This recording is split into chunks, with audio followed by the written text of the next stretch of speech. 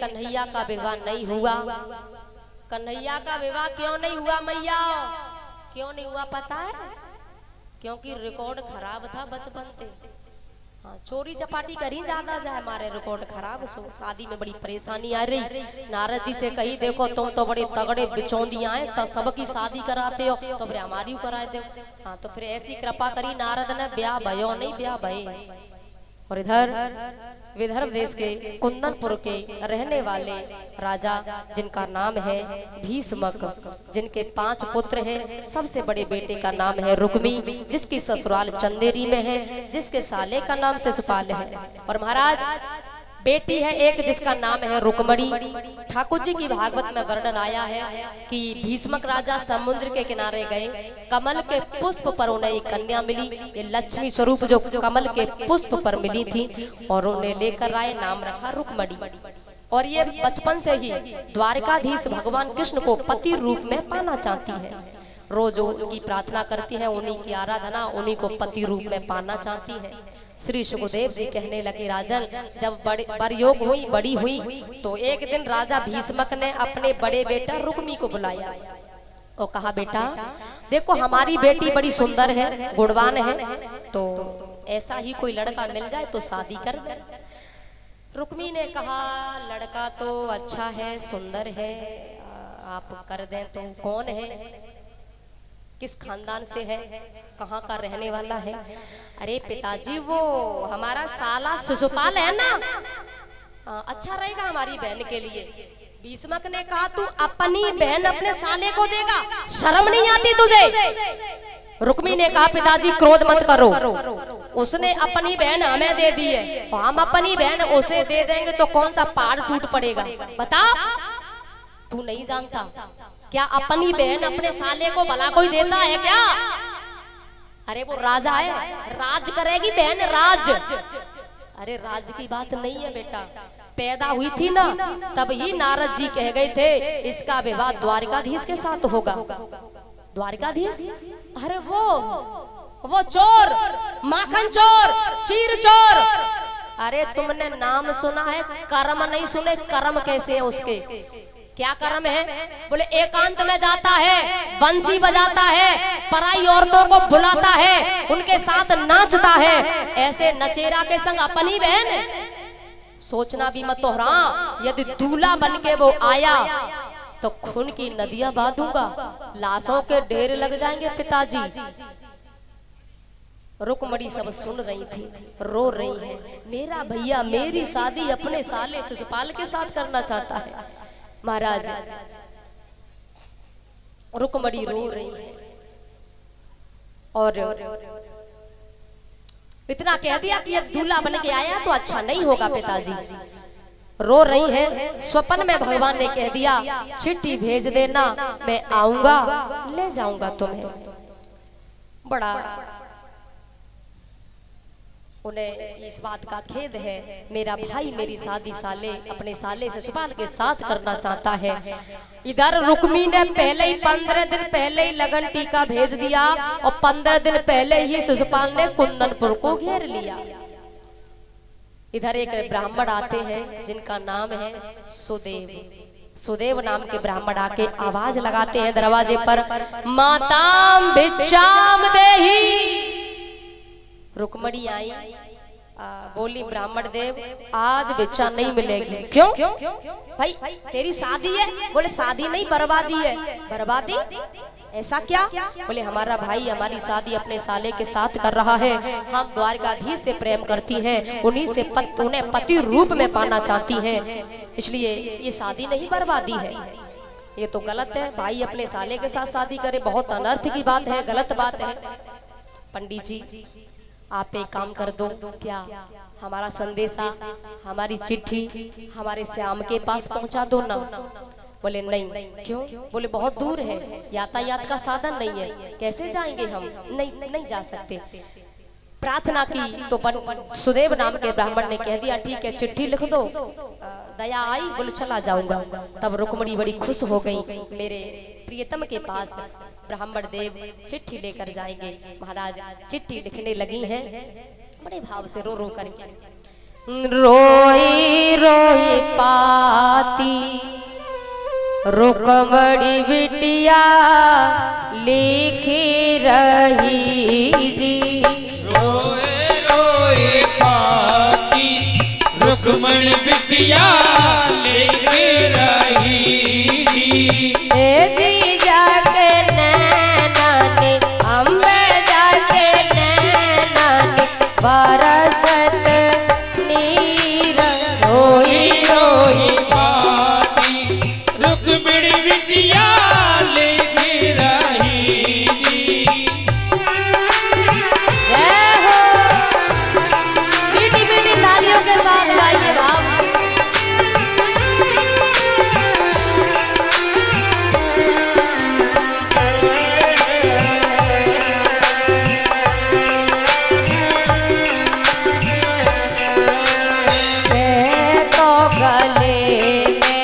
भैया घन श्याम की जी। गले में भैया घन श्याम के जी। ए जी के तो भैया की अम्बे के तो भैया की चले तलवार रोई रोई पाती रुकमणी बिटिया लिखी रही।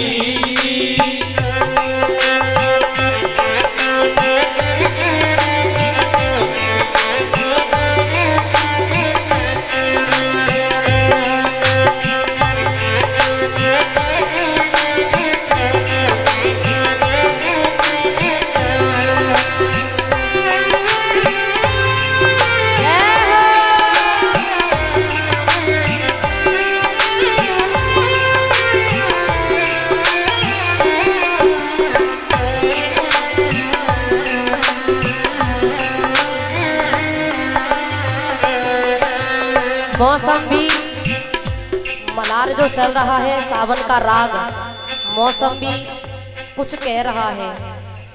हाँ, मौसम भी ऐसा ही हो गया है। कुंदनपुर पे धुरवा जैसे गिरी रहे। कुंदनपुर पे धुरवा जैसे गिर गए जी।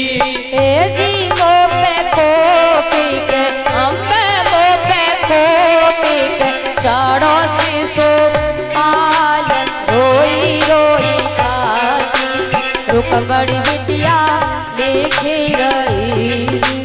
रोए रोए पाती रुकमणी बिटिया लिखी रही जी। रोए रोए पाती रुकमणी बिटिया लिखी रही। ब्राह्मण को चिट्ठी दी, ब्राह्मण गए हैं द्वारकापुरी और उधर से भगवान साथ में आए। मंदिर पे भगवान को खड़े कर दिया और रुक्मणी से कहा चुपचाप चली जा, किसी को पता नहीं चले मंदिर पे खड़े हैं। पूजा करने के बहाने चली जा। पूजा करने के बहाने जैसे ही चली तो अंदर से आवाज आई, जिस माँ ने 9 महीना गर्भ में रखा उस माँ को धोखा दे के जाना ठीक है क्या? अंदर से आवाज आई तो माँ के पास गई, माँ के गले से लिपट गई। माँ पूजा करने जा रही हूँ, मन कर रहा है तेरे गले से लग के रोए लूं।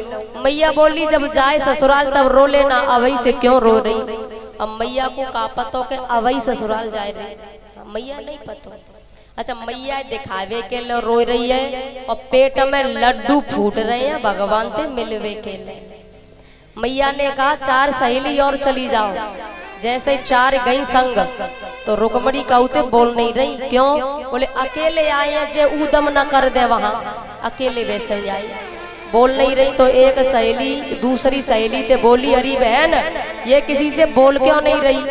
दूसरी बोली अरे बहन ब्याह हुए सो गमन के मारे चटकी जाए रही।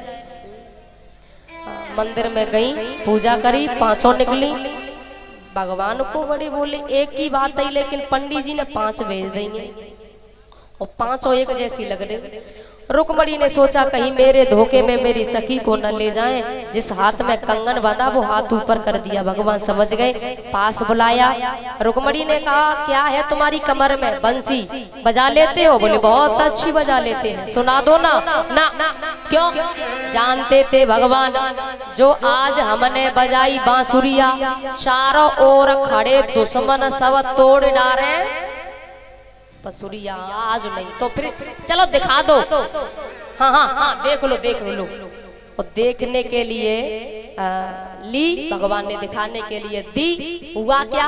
वही हुआ भैया जो होनहार था। और बात तो पहले ही है गई ना। हाथ पकड़ा, रथ में बिठाया, ले गई। बोली द्वारकाधीश भगवान की जय हो।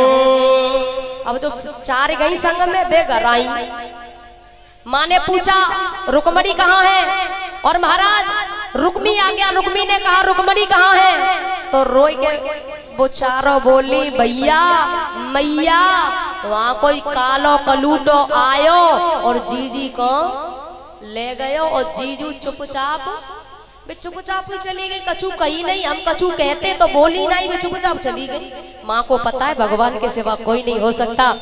जहाँ शिशुपाल दूल्हा बना बैठा, रुक्मी पहुंचा। ए होने वाले जीजाजी, हाँ जीजाजी, अरे जीजाजी यहाँ बैठे हो? अरे जीजी को तो ले गयो। कौन? अरे वही छलिया। हाँ शिशुपाल अपनी सेना लेके युद्ध करने चला। भगवान ज्यादा दूरी पे नहीं गए, उधर से बलराम सेना लेकर आ गए।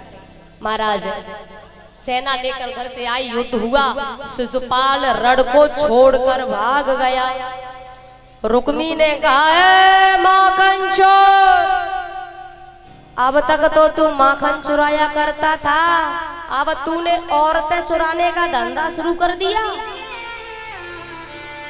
मेरी बहन को तू ऐसे नहीं ले जा सकता, ऐसे मेरी बहन को नहीं ले जा सकता। भगवान क्या कह रहे हैं?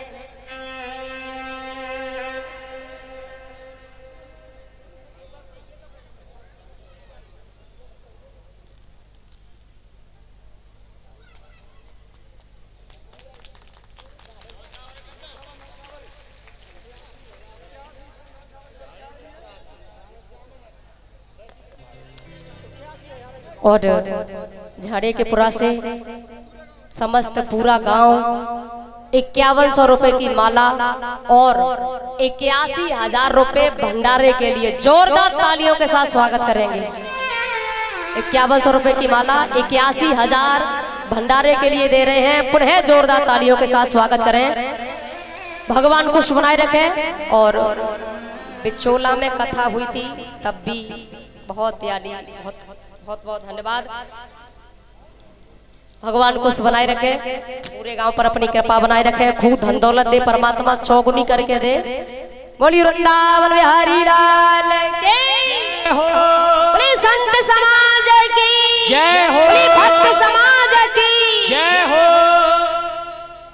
महाराज रुक्मी ने कहा मेरी बहन को तू ऐसे नहीं ले जा सकता। भगवान ने कहा ले जाएंगे, ले जाएंगे। मारे जाओगे, ले जाएंगे, मारे जाओगे, ले जाएंगे। मारे जाओगे। कौन? हम और हम दिलवाले दुल्हनिया ले